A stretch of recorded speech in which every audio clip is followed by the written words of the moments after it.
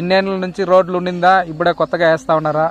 మా తాత వాళ్ళు వచ్చి 35 ఏళ్ళు అవుతా ఉంది, 35-40 ఏళ్ళు అవుతా ఉంది ఇటుకి వచ్చి, ఈ ప్లేస్ కి వచ్చి. నేను పుట్టలేదు ఇటుకి వచ్చినప్పుడు. ఓకే. నేను వచ్చి 15 ఏళ్ళకి ఈడ నేను పుట్టినాను. ఈడొచ్చి మీ తాత వాళ్ళు ఇక్కడికి వచ్చిన 15 ఏళ్ళకి నేను పుట్టినాను. ఓకే. 35 ఏళ్ళుగా ఎమ్మెల్యేగా టీడీపీ గవర్నమెంట్ ఉంది మా ఊర్లో. కానీ మాకు రోడ్డు లేదు, మమ్మల్ని పట్టించుకునే వాళ్ళు నాదోడు ఎవరు లేదు. వైఎస్ఆర్సీపీ వచ్చినాక ఇప్పుడు సీసీ రోడ్ వేస్తా ఉన్నారు, నీళ్లు సౌకర్యం లేకుండా ఉండే. యా గవర్నమెంట్ అడిగినా ఆ గుట్టుకి ఎవరు వేస్తారులే, ఆ గుట్టుకి ఎవరు వేసేకి అయ్యలేదు, మీరెవరు మాకు మమ్మల్ని పట్టించుకునేది అనేసి గమనైపోయినారు.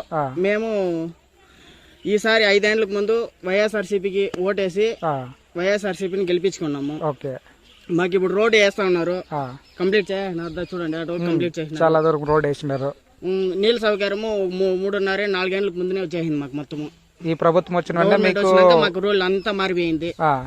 దానికి ముందు మేము ఏమన్నా టీడీపీ వాళ్ళని అడిగకపోతే మీ ఆ గుట్లో ఉండారు, మిమ్మల్ని ఎవరు పట్టించుకోకుండా ఉండ్రి. 35 ఏళ్ళకి ఎమ్మెల్యేగా గెలుస్తా ఉన్నాడు నారా చంద్రబాబు నాయుడు గారు.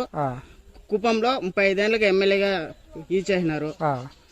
కానీ మాకు భరత్ అన్ని ఈసారి గెలిపించి మాకు అన్ని సపోర్ట్ గా, గెలిపికి ముందునే ఇన్ని సపోర్ట్ చేస్తాను, గెలిపిస్తే ఇంకా బాగా సపోర్ట్ చేస్తారనేసి మేము కోరుకుంటున్నాం. ఈసారి వైఎస్ జగన్మోహన్ రెడ్డిని గెలిపిస్తాము, కుప్పంలో ఎమ్మెల్యేగా భరత్ అని గెలిపిస్తాము అనుకుని మా వాళ్ళంతా ఫుల్ గా క్లారిటీగా ఉన్నారు, పక్కా క్లారిటీగా ఉన్నారు. సో మీరేమంటున్నారంటే ఒక ఎమ్మెల్యేగా కాకుండానే భరత్ అనే వ్యక్తి ఇన్ని మంచి పనులు చేస్తా ఉన్నారు కాబట్టి గెలిపిస్తే ఇంకా ఎన్ని మంచి పనులు చేస్తారు. ఓకే. సో మీ నమ్మకం నిజమవ్వాలని మేము కూడా దేవుణ్ణి కోరుకుంటున్నాం. Thank you very much.